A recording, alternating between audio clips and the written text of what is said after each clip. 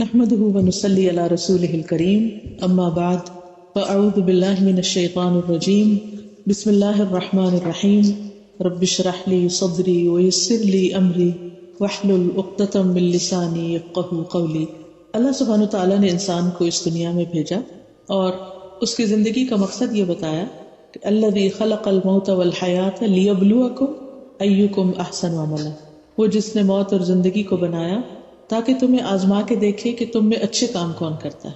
تو ہر شخص کی زندگی میں یہ امتحان بہت بڑا ہے کہ اس سے یہ دیکھا جا رہا ہے کہ وہ کرتا کیا ہے۔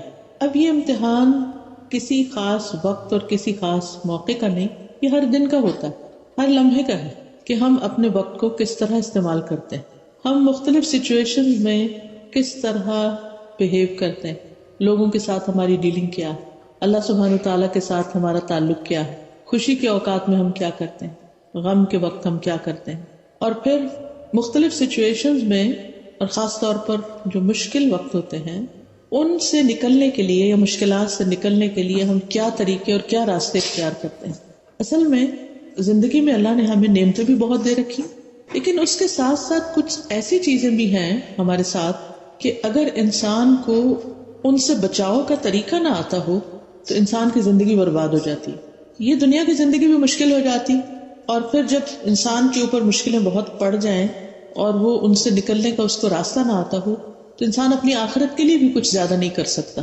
اس لیے نبی صلی اللہ علیہ وسلم نے ایک دعا سکھائی ہے کہ جس میں 8 چیزوں سے بچنے کی بات ہے کہ اے اللہ مجھے ان 8 چیزوں سے نجات دینا، کیونکہ وہ 8 چیزیں زندگی برباد کرنے والی ہیں۔ یہ 8 چیزیں انسان پر حاوی کیسے ہوتی ہیں، اس کی وجہ کیا ہوتی ہے؟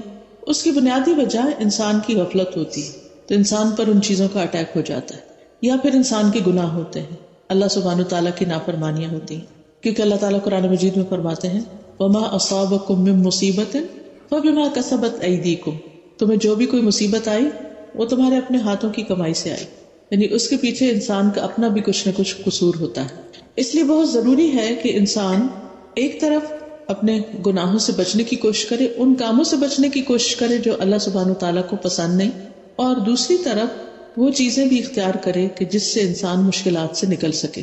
یہ دعا اس وقت جو میں آپ کے سامنے پڑھوں گی یہ ہم میں سے ہر ایک کو دن میں کم از کم ایک بار ضرور پڑھنی چاہیے، صبح شام ہو جائے تو بہت اچھا، لیکن اگر آپ اپنے فجر کی نماز کے ساتھ اس کو باندھ لیں تو سارے دن آپ اللہ تعالیٰ کی پناہ میں رہیں۔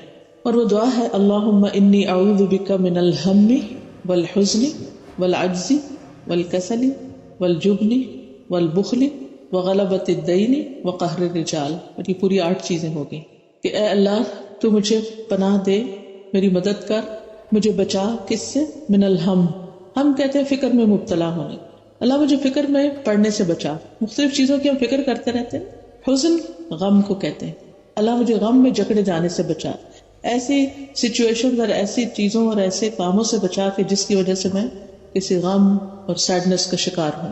پھر ہے والعجز، عجز کا معنی ہوتا ہے کم ہمتی، بیکاری، محرومی، انسان کا ڈپرائیو ہونا مختلف نعمتوں سے۔ پھر ہے کسل، کسل کا مطلب ہوتا ہے سستی اور غفلت۔ پھر ہے جبن، اور جبن کا معنی ہوتا ہے بزدل ہونا، خوف، دل کی کمزوری، ہمت کا نہ ہونا، جلد گھبرا جانا۔ پھر ہے بخل، کنجوسی، حرص، لالچ، مال کے بارے میں دل کی تنگی۔ پھر ہے غلبۃ الدین، قرض کا غلبہ، ڈیٹس کے بوجھ تلے انسان دب جائے، ایسا پھنس جائے کہ اس سے نکلنے کی کوئی صورت نظر نہ آئے، ایک بھنور میں انسان پڑ جائے۔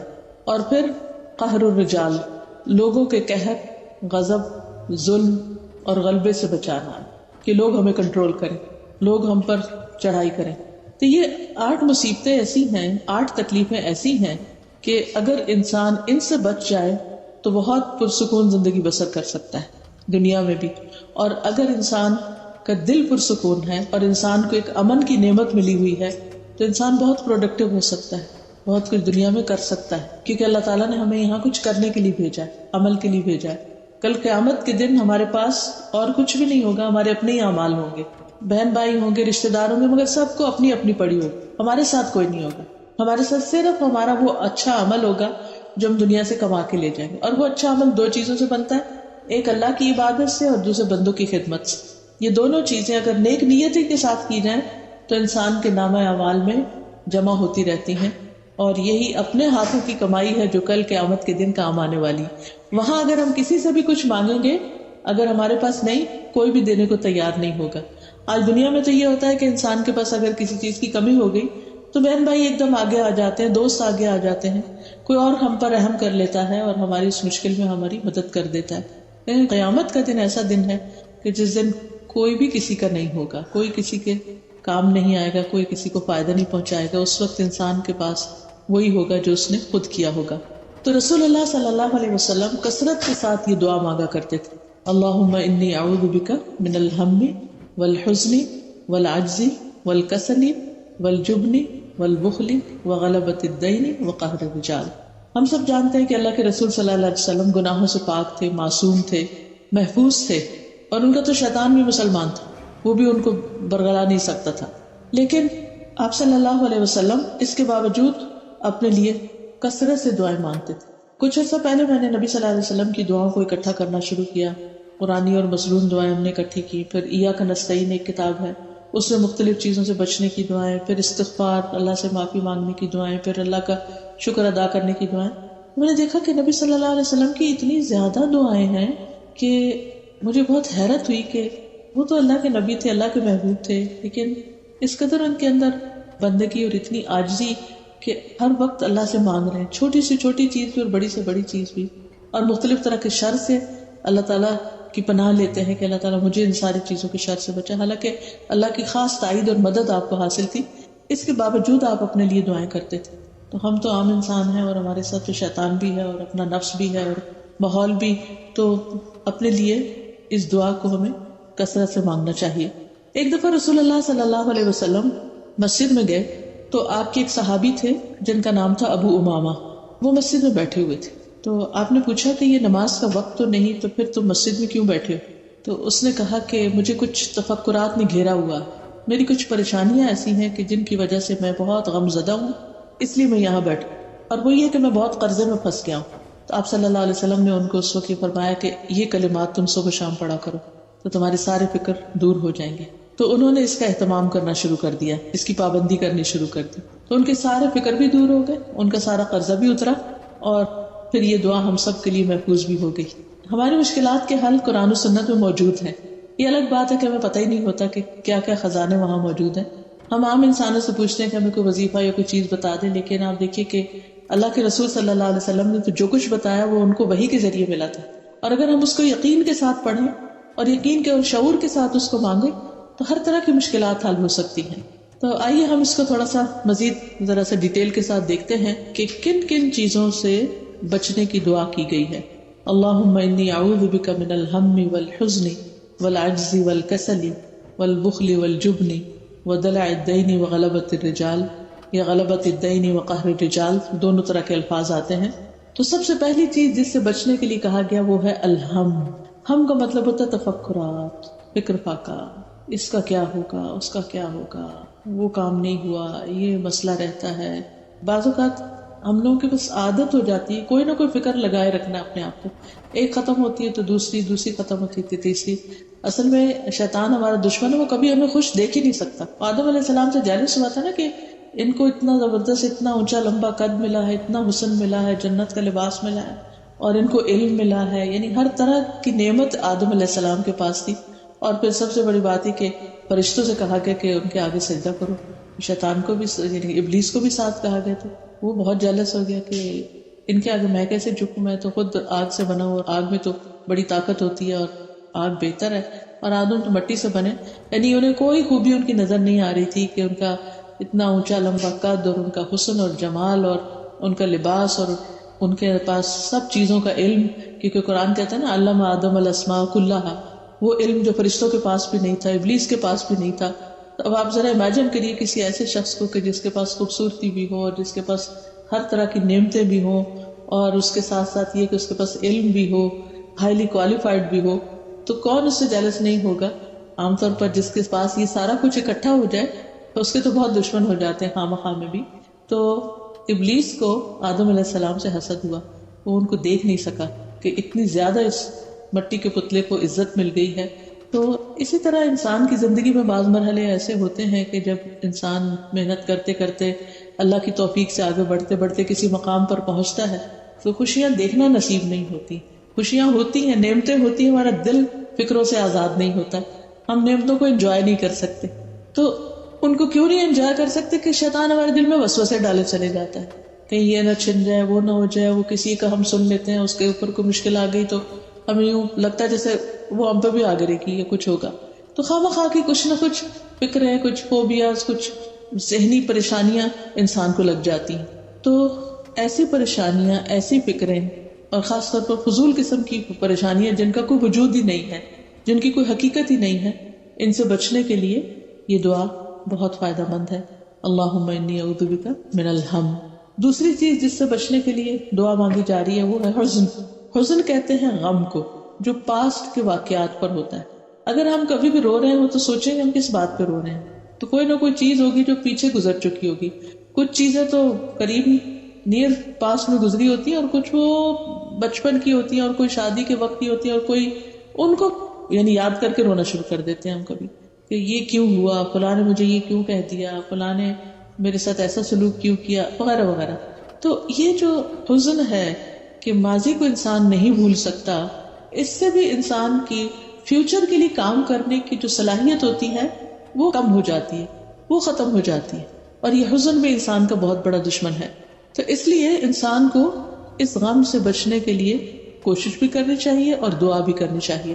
حدیث میں آتا ہے کوئی بندہ ایمان کی حقیقت کو اس وقت تک نہیں پا سکتا جب تک اسے یہ یقین نہ ہو جائے کہ جو کچھ اسے پہنچتا ہے وہ اس سے رہ نہیں سکتا تھا، اور جو اس سے رہ گیا وہ اسے پہنچ نہیں سکتا تھا.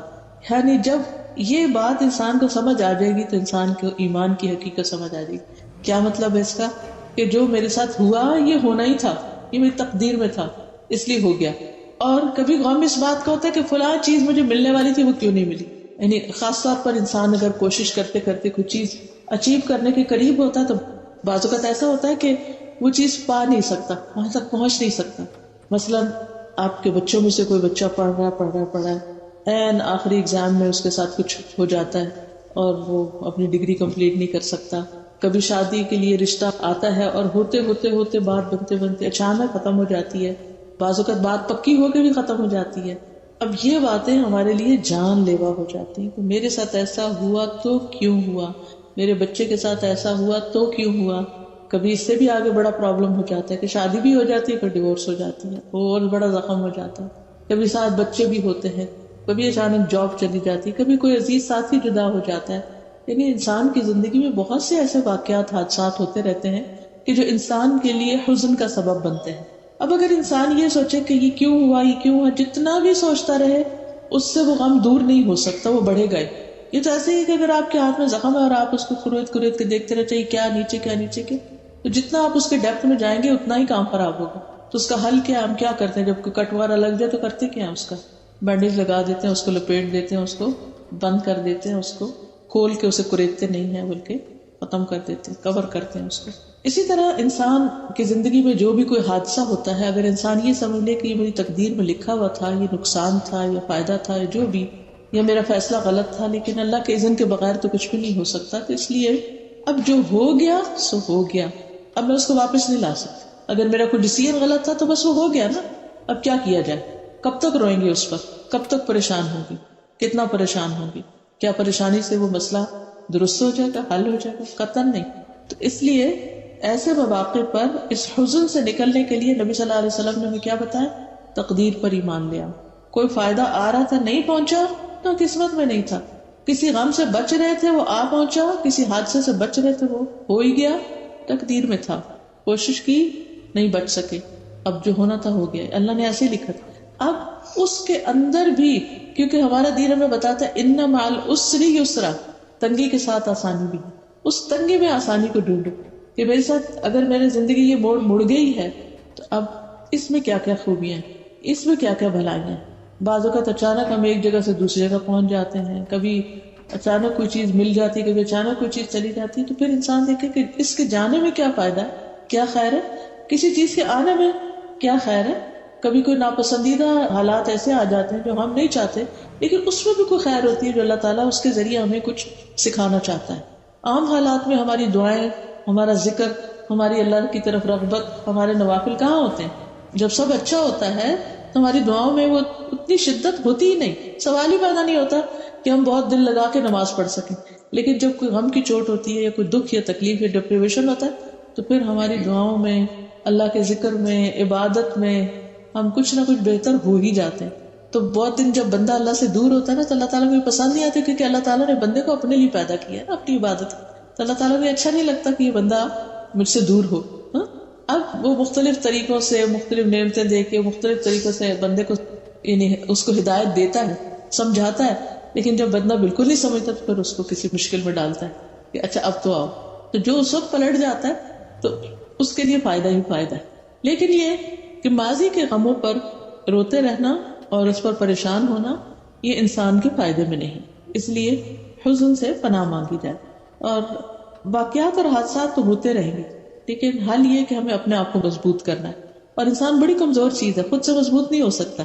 مضبوط صرف اس وقت ہوتا ہے جب اللہ کا ساتھ ہوتا ہے اس کے ساتھ، جب اللہ کی مدد ہوتی ہے اور اللہ سبحانہ وتعالیٰ کی یاد اور اس کا ذکر اور اس سے محبت وہ انسان کی زندگی میں ہوتی. پھر انسان بڑی سے بڑی چیزوں کے اتنے ٹھنڈے طریقے سے آرام سے گزار دیتا ہے. چوتھی چیز جس کا ذکر حدیث میں آیا اور اس دعا میں آیا ہے وہ ہے الکسل. کسل کا مطلب ہے سستی، یعنی انسان ارادے کا کمزور ہے. کوئی کام کرنا چاہتا ہے، اچھا کرتا ہوں، اچھا کل کر لوں گا، اچھا پھر کروں گا، تو ٹال مٹول ٹال مٹول ٹال مٹول. اور بعض اوقات اچھے اچھے نیکی کے، خیر کے، بھلائی کے کام بالکل چلے جاتے ہیں. اچھا اس میں کچھ یہ بھی ہوتا ہے کہ شیطان انسان کو بلواتا رہتا ہے. آپ ایک کام کرنا چاہتے ہیں، آپ کہتے ہیں بالکل میں ابھی کرتا ہوں، پھر اتنے میں کوئی اور ڈسٹریکشن بیچ میں آ جاتا ہے اور وہ آپ کے ذہن سے نکل جاتا ہے. پھر اگلے دن یاد آتا ہے، پھر کہتے ہیں ابھی کرتا ہوں، پھر رہ جاتا ہے. اور بعض اوقات بہت ہی ضروری اور خیر اور بھلائی کے کام انسان سے اس وجہ سے، اس نسیان اور سستی کی وجہ سے بالکل چھوٹ ہی جاتے ہیں. تو انسان اللہ تعالیٰ سے ارادے کی مضبوطی مانگے. آدم علیہ السلام نے جو پھل کھا لیا تھا جنت کے اس درخت کا جس سے منع کیا تھا اللہ تعالیٰ نے، اس کے پیچھے بھی ارادے کی کمزوری تھی. شیطان کا کام یہ ہوتا ہے کہ وہ انسان کا ارادہ کمزور کرتا ہے. مثلا آپ نے کوئی صدقہ کرنے کا ارادہ کیا، آپ کہتے ہیں میں بس ابھی جاتا ہوں تو یہ چیز فلاں کو دے. کس پتہ چلتا ہے کوئی بیمار ہے، کوئی ضرورت مند ہے، تو آپ کہتے ہیں اچھا میں اس کے لیے اتنا کروں. پھر اس کے بعد اور کاموں میں لگ جاتے ہیں، پھر آپ کی نیت بدل جاتی ہے، پھر ارادہ تبدیل ہو جاتا ہے، پھر شیطان دل میں آ کے کوئی اور وسوسہ ڈالتا ہے، وہ کرنے والا کام رہ ہی جاتا ہے. اسی طرح کئی چیزیں ہوتی ہیں کہ جو ہمارے ارادے کی کمزوری کی وجہ سے یا تو ہم اللہ کی نافرمانی کر بیٹھتے ہیں یا اللہ تعالیٰ کا کوئی حکم ماننے سے رہ جاتا ہے یا کوئی نیکی کی اپرچونٹی جو ہے وہ چلی جاتی ہے. تو اس لیے اس سستی سے بھی پناہ مانگنے کی ضرورت ہے کہ بس جو کام نیکی کا، اچھائی کا جب پتہ چل گیا، موقع آ گیا، سوج گیا، اٹھے اور کر ہی ڈالے. چوتھی چیز جو ہے وہ سستی تھی. اور پانچویں چیز جو ہے وہ جبن ہے. جبن کہتے ہیں بزدلی کو. بزدلی کا کیا مطلب ہے کہ انسان موت سے ڈرتا رہے، ہر وقت اپنی جان بچانے کی فکر ہو اس کو. تو اس طرح کے خوف کا شکار ہو، کہیں چھت نہ گر جائے، کہیں میں سیڑھی سے نہ گر جاؤں، کہیں مجھے ہارٹ اٹیک نہ ہو جائے، کبھی یعنی اس قسم کے تفکرات اس کو ہر وقت خوف زدہ رکھے کہ انسان یعنی کوئی انیشیٹو نہ لے کوئی بڑا کام کرنے کا. کہ آپ دیکھیے کہ ہر اچھے کام میں رسک فیکٹر ہوتا ہے. آپ کو بزنس کرنا چاہتے ہیں تو اس میں بھی رسک ہوگا، آپ شادی کرنا چاہتے ہیں اس میں بھی رسک ہے، آپ کچھ بھی کرنا چاہتے ہیں، ہر چیز کے اندر ایک رسک انوالو ہے. اب جو بہادر لوگ ہوتے ہیں نا وہ جانتے تھے کہ رسک ہے، لیکن وہ اپنے اندر ہمت پاتے ہیں کہ ہم اس رسک کے اوپر قابو پا لیں گے، ہم کنٹرول کر لیں گے. سو بٹ کیا ہوا، اونچا اڑا ہی نہیں جا سکتا جب تک کہ انسان اس رسک کے خوف پر قابو نہ پائے. اور یہ بھی اللہ ہی کی مدد سے ہو سکتا ہے کہ انسان اس پہ قابو پا لے. تو جب انسان کو ہر وقت اس بات کی فکر ہوتی ہے کہ پتہ نہیں یہاں سے یہ نہ ہو جائے، وہ نہ ہو جائے، اور پھر طرح طرح کے توہمات، سپرسٹیشن، جیسے آج کل سفر کا مہینہ تو آپ دیکھیں لوگوں نے طرح طرح کی توہمات گڑی ہوئی ہیں، کھانے پینے کے معاملے میں، پہننے کے معاملے میں، اور اس قسم کی چیزیں. حالانکہ ہمارے دین میں اس کو کوئی کانسیپٹ ہی نہیں ہے. ہمارا دین ہم کو بہادر بناتا ہے. خالد بن ولید جو تھے انہوں نے بے پناہ جنگوں میں حصہ لیا، ان کے جسم کا کوئی حصہ ایسا نہیں تھا جس پر کوئی نہ کوئی زخم کا نشان نہ ہو، لیکن بستر پر موت آئی تو مرنے سے پہلے کہنے لگے کہ بزدلوں کو میری طرف سے پیغام دے دو کہ موت میدان جنگ میں نہیں آتی. یعنی موت سے اگر تم ڈرتے ہو اور اس وجہ سے آگے نہیں بڑھتے تو ضروری نہیں کہ کوئی کسی ایسی جگہ پر ہوگا تو اس کو لازمی موت آ جائے گی. بعض لوگ ہجوم سے گھبراتے ہیں اسی لیے حج نہیں کر پاتے، بعض لوگ جہاز پہ بیٹھنے سے گھبراتے ہیں، ڈرتے ہیں، کوئی لفٹ پہ چڑھنے سے ڈرتا ہے، کوئی فوبیاز ہوتے ہیں نا طرح طرح کے. کوئی تو کاکروچ سے بھی ڈرتا ہے اور چھپکلی سے، اس طرح کی چیزوں سے. تو ان چھوٹی چھوٹی چیزیں، یہ ساری چیزیں کو بزدل بنا دیتی ہیں. تو اس سے بھی پناہ مانگنی چاہیے، کیونکہ پھر انسان آگے نہیں بڑھ سکتا، کرنے کا کام اس کا رہ جاتا ہے. کچھ لوگ رات کو اٹھ کے نماز پڑھنا چاہتے ہیں تہجد کی، لیکن وہ اکیلے کھڑے ہونے سے اور اندھیرے سے ڈرتے ہیں کہ پتہ نہیں کیا ہو جائے گا. کیونکہ ظاہر ہے جس کمرے میں ہسبینڈ ہے یا اور بچے وغیرہ سو رہے ہیں وہاں تو اپنا لائٹ آن کر سکتے ہیں، نہ آپ وہاں کھڑے ہو کے پڑھ سکتے ہیں، کیونکہ ہو سکتا ہے بیچ میں آپ کھانسنے لگ جائیں یا کچھ ہو جائے تو اس کی وجہ سے دوسرے ڈسٹرب ہو جائیں. ابھی ساتھ کے کمرے میں چلے جاؤ، باہر نکلو، لابی میں نکل جانے نہیں ڈر لگتا. تو اس وجہ سے آپ دیکھیں کتنے آپ ایک نیکی کے کام سے محروم ہو رہے ہیں. محض آپ جاگ بھی رہے ہیں، آپ میں ہمت، توفیق سب کچھ ہے، لیکن محض یہ ڈر آپ کو کچھ کرنے نہیں دے رہا، حالانکہ کچھ بھی نہیں ہوا. تو ان چیزوں پر، انہونی اور انجانی قسم کی چیزوں کے خوف سے بھی بچنے کے لیے یہ دعا کرنا ضروری ہے کہ اللہ تعالیٰ مجھے بزدلی سے بچا. پھر اسی طرح چھٹی چیز جو ہے وہ بخل ہے، مال کے بارے میں کنجوسی کرنا، اپنے مال سے خود فائدہ نہ اٹھانا. یعنی اللہ نے دیا ہوا بہت کچھ ہے لیکن اس کو استعمال نہ کرنا، اسے کام میں نہ لانا، نہ اپنی ذات پہ لانا، نہ کسی کو دینا، یا وہ بینک میں رکھا ہوا ہے یا وہ کہیں گولڈ کی شکل میں کہیں رکھا ہوا ہے، یا کہیں کہ نہیں یہ بچوں کے کام آئے گا، فلاں کے کام آئے گا، ایسا کریں گے ویسا کریں گے، اور جو نعمت ہے اس کو انجوائے نہ کرنا. پھر اسی طرح یعنی بجائے اس کے کہ مال سے ہمیں آسانی ملے، ہم مال کی وجہ سے اور مشقت میں پڑ جائیں، تو اس سے مشکل چیز کیا ہو سکتی ہے. اور پھر بعض اوقات تو وہ بخل اتنا زیادہ ہو جاتا ہے، اتنے سٹنجی ہو جاتے ہیں لوگ کہ اللہ کا حق بھی نہیں دیتے، بندوں کا حق بھی نہیں دیتے، نہ زکوٰۃ ادا کرتے ہیں، نہ صدقات خیرات، نہ رشتہ داروں کی کیئر، نہ مساکین اور جو ضرورت مند ہیں ان کی کیئر. تو اس سے بھی کہ اللہ تعالیٰ دلوں میں وسعت پیدا کر، اور مال کی محبت تو ہر ایک کے دل میں کسی نہ کسی درجے میں ہوتی ہے، لیکن ایسی محبت کی جو خرچی نہ کرنے دے، نہ اپنی ذات پر نہ کسی اور پر، تو یہ نقصان دہ. تو یہ بھی اللہ ہی کے فضل سے جا سکتی ہے. پھر غلبۃ الدین، قرضے کا غلبہ، قرضے کا بری طرح مسلط ہو جانا. بعض اوقات لوگوں کو فضول قرض لینے کی بھی عادت پڑ جاتی ہے، ہر چھوٹی بڑی چیز کے لیے قرض لے لیتے اور پھر اس کو ادا کرنے کی فکر نہیں کرتے، نہ اس کے لیے محنت کرتے ہیں. اب اس کا نتیجہ کیا ہوتا ہے کہ جب انسان بہت زیادہ قرض کے نیچے دب جاتا ہے تو انسان آرام کی نیند سو ہی نہیں سکتا. اس کو پھر ہر وقت کی پریشانی لگی رہتی ہے کہ مجھے ادا کرنا ہے، اگر میں نے ادا نہیں کیا تو کیا ہوگا. اور کئی دفعہ آپ دیکھیں کہ جو خاص طور پر کریڈٹ کارڈ سے لے کے لوگ ادھر کا ادھر سے ادھر خرچ کرتے رہتے ہیں. اور پھر پاکستان میں ایک خاتون کو جانتی ہوں کہ وہ سوئسائڈ کرنے کے اوپر سوچ رہی تھی، کہ صرف اسی وجہ سے کہ کارڈ سے اس نے اوور اسپینڈنگ کر لی اور پھر کوئی طریقہ نہیں تھا کہ پے آف کرنے کا. اور آپ کو پھر پتہ ہے کانسیکوینسز سب جانتے ہیں کہ کیا ہو سکتے ہیں. اور اگر انسانوں سے لیا ہوا ہو تو انسان کسی کو شکل دکھانے کے قابل نہیں رہتا، چاہے وہ رشتہ دار ہوں یا دوست ہوں. اس میں انسان کی بہت بڑی ذلت ہو جاتی ہے. پھر آخری چیز جو ہے غلبۃ الرجال یا قہر الرجال، لوگوں کے ہاتھوں ذلیل، رسوا، مغلوب اور مقہور ہونا. اس میں آپ دیکھیے کہ بعض لوگوں کی عادت ہوتی ہے وہ دوسروں کو کچھ نہ کچھ سناتے رہتے ہیں، کبھی طنز کرتے رہتے ہیں، کبھی ان کو احساس دلاتے رہتے ہیں آپ یہاں سے غلط ہیں، آپ کا یہ کام ٹھیک نہیں، آپ کا وہ کام ٹھیک نہیں. آپ ہر وقت ہرٹ ہوتے رہتے ہیں، خصوصاً اگر آپ کے بہن بھائیوں کے یا آپ کے رشتہ داروں میں یا آپ کے قریبی لوگوں میں، یا ایون آپ کے گھر میں ہی کوئی ایسا شخص ہے کہ جو آپ کو ہر وقت کچھ نہ کچھ سناتا ہی رہتا ہے، تو اس سے بھی زندگی بہت عذاب بن جاتی ہے. افسوس کے ساتھ کہنا پڑتا ہے کہ ہمارے کلچر کے اندر جو ایک ساس کا رول ہے یا کچھ ایسے رشتے ہیں کہ جن کے اندر یہ چیز پائی جاتی ہے. تو بات میں یہ کہہ رہی تھی کہ بعض اوقات گھروں کے اندر کچھ ایسے رشتے بھی ہوتے ہیں، کچھ ایسے لوگ بھی ہوتے ہیں یا کچھ بزرگ ہوتے ہیں، ان کی عادت ایسے ہوتی ہے کہ وہ ہر چیز کو کنٹرول کرنا چاہتے ہیں، ہر چیز میں انٹرفیئرنس کرتے ہیں، کیا آ رہا ہے، کیا جا رہا ہے، کیا خریدا گیا ہے، کیا کھایا جا رہا ہے، کیا پکایا جا رہا ہے، اور پھر اس میں تنقید. اچھا، اس میں ایسی صورتحال میں پھر بعض اوقات انسان بہت، یعنی بعض بچیاں جیسے بہت ان کی زندگی مشکل ہو جاتی ہے، بند ہو جاتی ہیں. گھر ہی سکون کی جگہ ہوتا ہے، اور اگر گھر کے اندر ہی اس قسم کی بدمزگی ہو تو انسان کے لیے بہت پریشانی کی بات ہو جاتی ہے.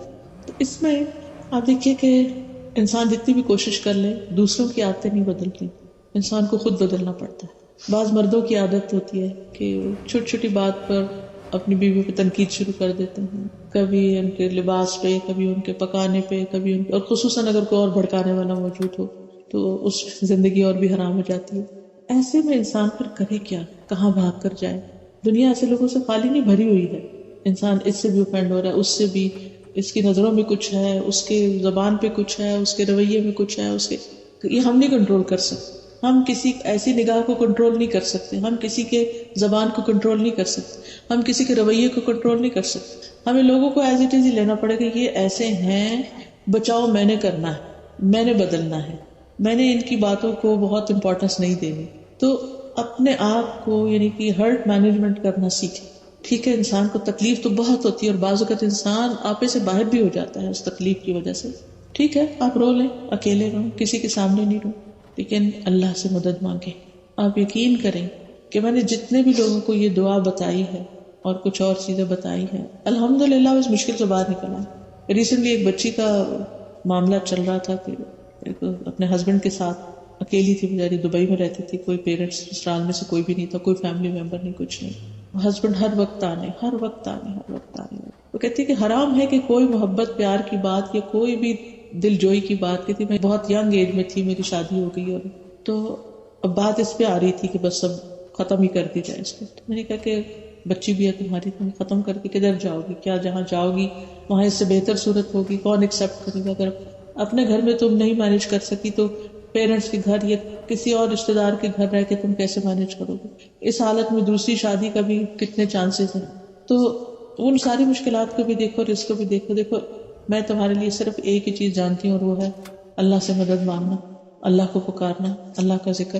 یہ دعا پڑھو، حسبی اللہ لا الہ الا هو علیہ توکلت وہو رب العرش العظیم پڑھو، اور اس کے ساتھ لا الہ الا انت سبحانک انی کنت من الظالمین.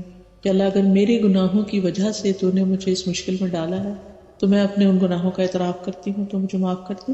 کوئی میری سننے والا نہیں، تو میرے لیے کافی ہے. میرے دل کو سکون دے اور مجھے اس غم اور تکلیف اور دکھ اور پریشانی سے نجات دے. کیونکہ ہسبینڈ لیٹ گھر آ رہا ہے، بچہ پیدا ہوا، اس کو نہیں دیکھنے، کوئی جیسے کوئی تعلق واسطہ ہی نہیں ہے، جیسے تو کچھ بھی نہیں، اور ہر چیز پہ تنقید. اب آپ دیکھیں کہ ایک بچی جو اپنے ماں باپ کے گھر سب کچھ چھوڑ کے چلی جاتی ہے اور آگے اس کے ساتھ اس طرح کی ٹریٹمنٹ ہو تو بہت تکلیف دہ ہو جاتا ہے. اور پھر انسان نکل کے بھی جائے گا، وہ اس سے بھی تکلیف دہ ہو جاتا ہے. وہ ایک دو دن کی تو بات نہیں ہے نا، تو زندگی گزارنے والی بات. تو الحمدللہ کرتے وہ اس سے باہر نکلا اور اسٹرانگ ہونے لگی، بہادر ہونے لگی. یعنی مجھے اس کو فیس کرنا، کیونکہ ہوتا ہی ہے کہ جب ہم دکھ اور غم میں ہوتے ہیں نا، ہم مسکرانا بھول جاتے ہیں، ہم محبت کرنا بھول جاتے ہیں، ہم معاف کرنا بھول جاتے ہیں، ہم بات بات پہ چڑھنے لگتے ہیں، ہم غصہ کرنے لگتے ہیں، اس سے اور کام خراب ہوتا ہے.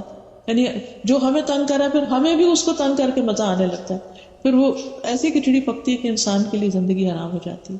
لیکن میں سمجھتی ہوں کہ اللہ سبحانہ تعالیٰ کی ذات پر یقین، توکل، اعتماد کہ اللہ تعالیٰ ہر مسئلے کو حل کر سکتا ہے، اور جو کچھ اس نے اپنے نبی کی زبانی ہمیں چیزیں دی ہیں وہ بہت سچی ہیں، اور انہی میں مسائل کا حل. تو میں نے کہا کہ یقین کے ساتھ یہ پڑھنا شروع کرو، پھر آپ دیکھو کہ کیا ہوتا ہے. تو الحمدللہ اسی طرح کچھ اور بھی لوگوں کو کچھ چیزیں میں نے بتائی، اور ہر ایک نے واپس مجھے یہی فیڈ بیک دی کہ ہم پہلے سے بہت بہتر ہیں. کیونکہ اگر ہم ایمان کی وجہ سے، اللہ کے ساتھ تعلق کی وجہ سے مضبوط ہو جائے نا، تو پھر لوگوں کی باتیں کم اثر کرتی. پھر ہم خود پازیٹیو رہیں تو پھر ہم ان کی نیگیٹیوٹی کو بھی کم کر سکتے ہیں، ہم ان کا نشانہ نہیں بنے. یہ جو بات سکھائی جا رہی ہے کہ اللہ مجھے لوگوں کے غلبے سے نجات دے، کہ لوگ مجھے کنٹرول کریں، نہ میری کوئی اپنی سوچ ہو، نہ میں اپنی مرضی سے کھا سکوں، نہ بیٹھ سکوں، نہ بات کر سکوں، نہ کچھ. تو یہ چیز انسان کے لیے بہت تکلیف دہ ہو جاتی ہے. تو یہ ساری چیزیں جو ہیں ان کے لیے انسان کوشش ضرور کرے، لیکن اس کے ساتھ ساتھ صبح شام یہ دعا پڑھتا رہے، چاہے کوئی غم ہے یا نہیں، پڑھتا رہے تاکہ ایسی کوئی چیز پاس بھی نہ پھٹکے. تو اللہ تعالیٰ سے دعا ہے کہ اللہ تعالیٰ ہمیں عمل کرنے والا بنائے اور اپنی حفاظت میں رکھے. وآخر دعوانا ان الحمد للہ رب العالمین. سبحانک اللہم وبحمدک، اشہد ان لا الہ الا انت، استغفرک واتوب الیک. تب دعا کر لیتے ہیں. سبحان اللہ والحمد للہ ولا الہ الا اللہ واللہ اکبر ولا حول ولا قوة الا باللہ العلی العظیم. اللہم صلی علی محمد وعلی آل محمد كما صليت على إبراهيم وعلى آل إبراهيم إنك حميد مجيد. اللهم بارك على محمد وعلى آل محمد كما باركت على إبراهيم وعلى آل إبراهيم إنك حميد مجيد. ربنا آتنا في الدنيا حسنة وفي الآخرة حسنة وقنا عذاب النار. ربنا لا تزغ قلوبنا بعد إذ هديتنا وهب لنا من لدنك رحمة انك انت الوهاب. ربنا هب لنا من ازواجنا وذرياتنا قرة اعين واجعلنا للمتقين إماما يا حي يا قيوم برحمتك أستغيث اللهم إني أسألك من الخير كله عاجله وآجله ما علمت منه وما لم أعلم وأعوذ بك من الشر كله عاجله وآجله ما علمت منه وما لم أعلم رب أعوذ بك من همزات الشياطين وأعوذ بك رب أن يحضرون اللهم إني أعوذ بك من الهم والحزن والعجز والكسل والجبن والبخل وغلبة الدين وقهر الرجال لا حول ولا قوة إلا بالله العلي العظيم لا إله إلا الله وحده لا شريك له له الملك وله الحمد وهو على كل شيء قدير یا رب العالمین یا ارحم الراحمین، ہم نے جو کچھ پڑھا ہے سنا ہے ہمیں اس پر عمل کی توفیق عطا فرما۔ اللہ ہم سب کے رنج، ہم، غم، تکلیفیں، بیماریاں، پریشانیاں دور فرما۔ یا رب العالمین تو اس گھر پر اپنی خیر و برکت نازل فرما، انہیں اس میں رہنا نصیب فرما، کہ بچوں کو کامیابیاں عطا فرما۔ یا رب العالمین جو بیمار ہیں انہیں صحت عطا فرما۔ یا اللہ جو دکھی لوگ ہیں ان کے دکھ دور فرما۔ یا اللہ ہمارے والدین پر اپنی رحمت فرما۔ یا اللہ جو بیمار ہیں انہیں صحت عطا فرما، جو فوت ہو چکے ہیں ان کی بخشش فرما اور ان کے درجات بلند فرما۔ یا اللہ تو ہمارے بچوں کو ہماری آنکھوں کی ٹھنڈک بنا، انہیں ہمارے لیے خوشیوں کا ذریعہ بنا، ہمیں ان کے غم نہ دکھانا، ان کی خوشیاں دکھانا۔ یا اللہ ان کو نیک اور صالح بنا، انہیں ہمارے حق میں صدقہ جاریہ بنا۔ یا رب العالمین تو ہمارے دلوں کو اور ہماری ضروریات کو ہم سے زیادہ جانتا ہے۔ یا اللہ تو ہمارے دلوں کے حال اچھے کر دے، ہمیں سکون عطا کر دے، ہمیں خوشیاں عطا کر دے۔ یا اللہ ہمیں شیطان کے شر اور وسوسوں سے بچا لے۔ یا رب العالمین جتنی بھی یہاں بہنیں آئی ہیں اور جو گھر والے ہیں سب کی اللہ تعالیٰ جان، مال، عزت اور ان کی اولاد اور دین اور ہر چیز میں برکت عطا فرما۔ یا اللہ سب کے دلوں میں جو نیک دعائیں اور تمنائیں ہیں ان کو پورا فرما۔ اللہ ہماری عاقبت بھی اچھی کر دینا، ہمیں ایمان پر موت دینا۔ اللہ ہمیں قبر کے عذاب سے بچانا۔ یا اللہ ہمیں دوزخ کے عذاب سے بچانا۔ ربنا تقبل منا انك انت السميع العليم وتب علينا انك انت التواب الرحيم وصلى الله تعالى على خير خلقه محمد وعلى آله وأصحابه وأهل بيته أجمعين برحمتك يا أرحم الراحمين إلهي آمين۔ سبحانك اللهم وبحمدك أشهد أن لا إله إلا أنت استغفرک و اتوب الیک۔ اچھا ہاں یہ کچھ دعاؤں کے کارڈز وغیرہ ہیں۔